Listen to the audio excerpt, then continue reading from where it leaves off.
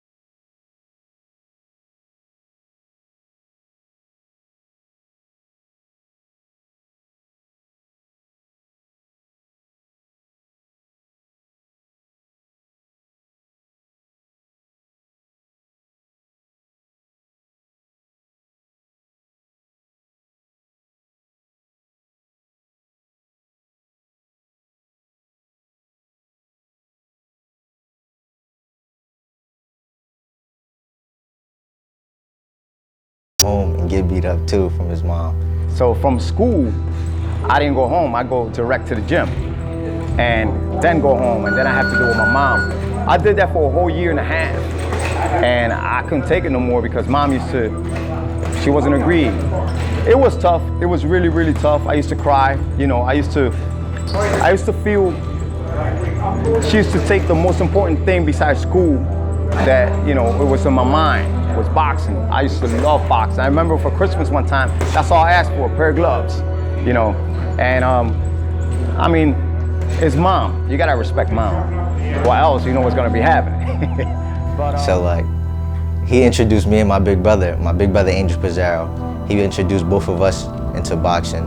I started Little Angel first. He's the oldest of my boys, Little Angel. I started Little Angel when he was 6 years old. Nobody wanted to give me a chance.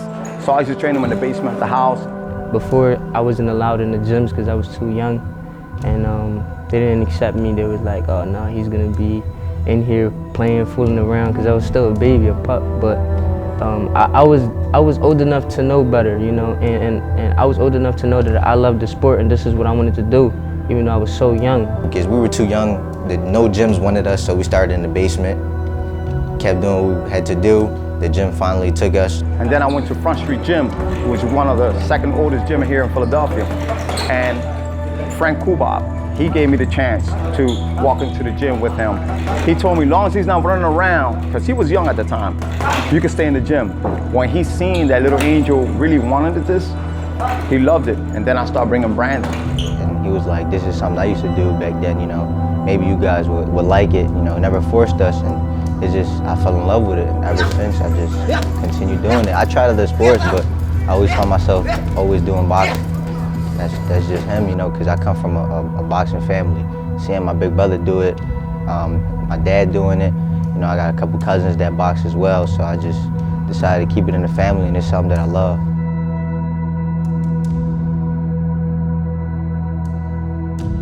I was in Front Street since 1997 until 4 years ago that I came back down here, you know, and I started with Bozy again. I've been knowing Angel for a long time, and I've known his son since he was an amateur.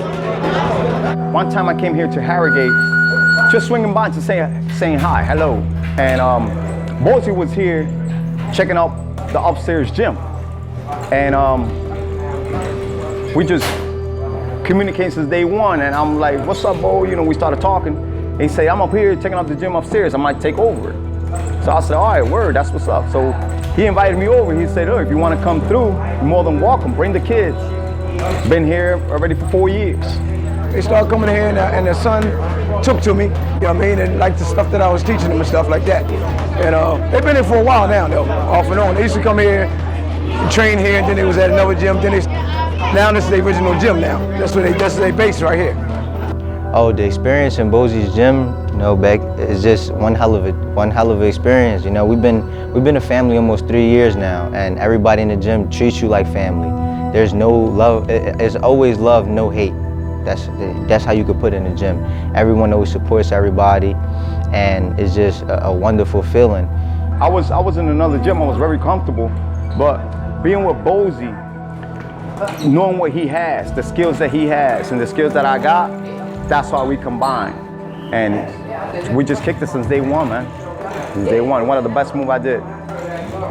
you know, training with the top guys that been up there, Farah Ennis, Derek Ennis, Bozy was Bozy. His name is Derek Ennis as well. He also was a pro fighter. Jerron Ennis, he was an amateur. Now he's one of the prospects. He's 6-0, 5 knockouts. My big brother Angel Pizarro. And then the kids, you know, they motivate me as well. And plus, he worked with the kids too. And with my son, they be working with the kids. You know what I mean? He's showing them stuff, boxing. You know what I mean? Playing around with them. You know, all that kind of stuff too. You know. It's just an amazing feeling and amazing just being a part of the gym.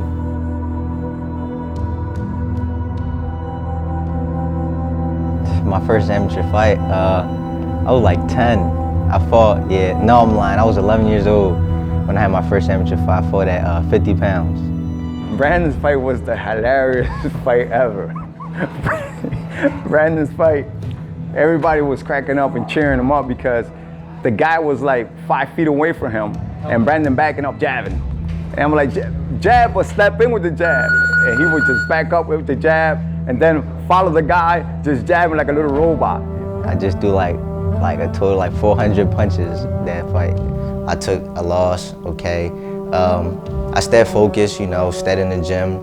Then I fought again and I was more dedicated. After that, I lost 4 more fights. So I had no wins and 5 losses. Back to the drawing board in the gym, and I was just like, I promised to myself I won't lose again. Won 27 fights in a row, 16 knockouts.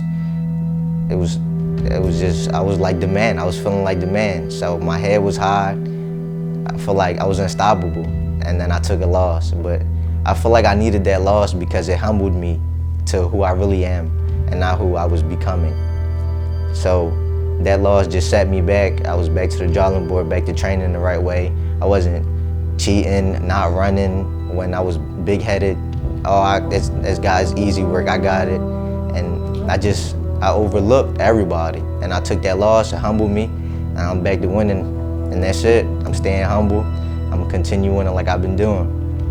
Some of the big tournaments that I really won was the Ringside Worlds. You know, they do that every year. So I went to the tournament 5 times, and my first year that I went, I had made it to the finals and lost. That's like losing is one of the worst things in the world, you know, because no one likes to lose, honestly, but you got to learn how to take a loss to bounce back.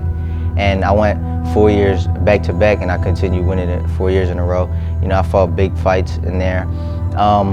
I did an Elite Heat tournament, you know, that's a big tournament in Jersey. The Florida State Pals, I beat their #1 guy in Florida as well. The Golden Gloves, I'm still too young to travel, but I won all the way to the regionals. I did that twice. I did the New Jersey Golden Gloves. The Junior Youth National Championships that happen every January. I went to that twice in a row, and I came up short both times in the finals.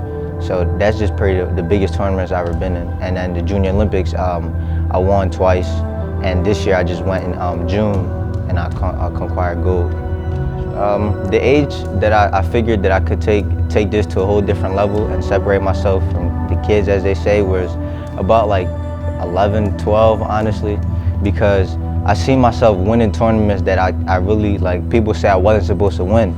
When he was like, what, 10 and 12 years old, beating a lot of top fighters. You know what I mean? A lot of them top amateurs, he was beating them guys. And sparring with them guys, you know what I mean, that was supposed to mean something. And making them look bad. I only had about 10 to 15 fights when they started putting me to fight with people about 300 fights, 100 fights, and I was beating them.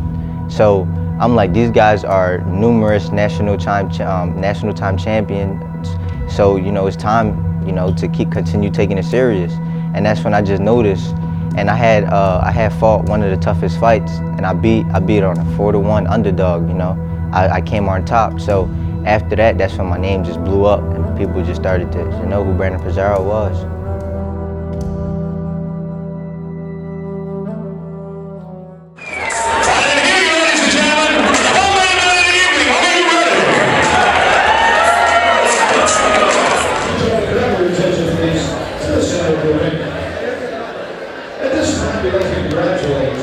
This gentleman, he was the Junior Olympic gold medalist, Brandon Pizarro. He has been hailed the future of boxing. These accommodations is just the beginning, and we look forward to his pro debut. Ladies and gentlemen, help me and hard-hitting promotions give a special award to this Junior Olympic gold medalist, Pizarro! Congratulations, man. Would you like to say anything? You're a champion.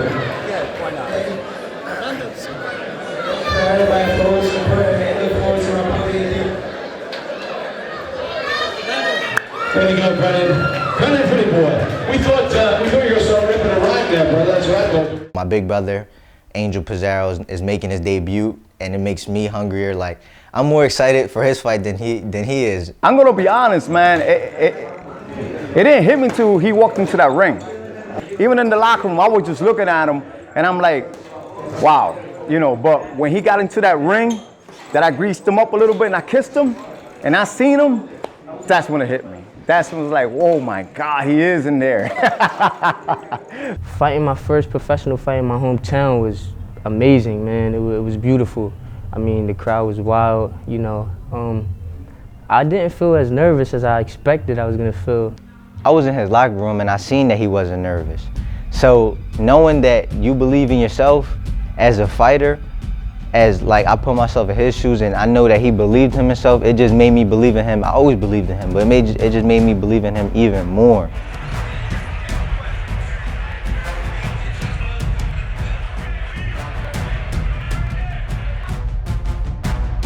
You know, being ringside is just like, you know, just God protect my brother and his opponent and just let him do his job and get the victory. And he just looked amazing.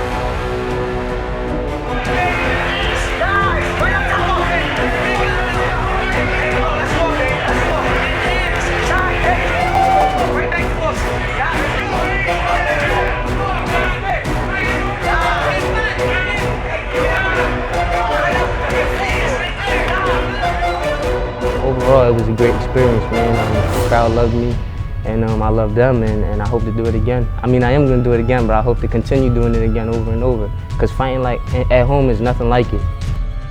Yeah, Angel, when he fought the first time, he performed good, real good. He did real good. He boxed, moved. I mean, he looked like he'd been doing it for a while. Fighting in front of world champions in my hometown and former world champions, it was a beautiful feeling, because when I got out of the ring, they told me how great I did and how good I looked, and they look forward to seeing me. So that was amazing, man. Just hearing that from world champions and former world champions, it was amazing, man. It's unbelievable. I can't describe it. Beautiful feeling.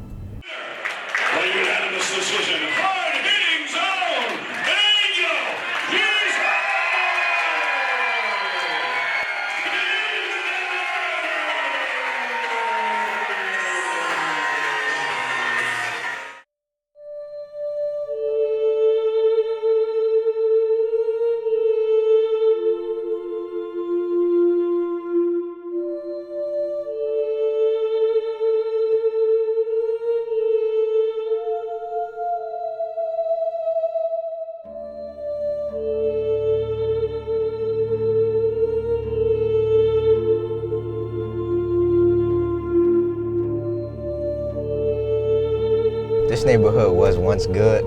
It's okay now. A lot of killings and Grand Theft Auto, and it just changed. Moving from Puerto Rico here to Philadelphia, it was difficult. This where my dad was raised, 5th and Westmoreland, one of the hottest blocks in Philly. But then when Mom, of course, stopped my dream a little bit, I got really upset. And I started hitting the streets. I grab my food as I'm walking out, he like puts a gun to my head, so like, I'm scared because he's shaking.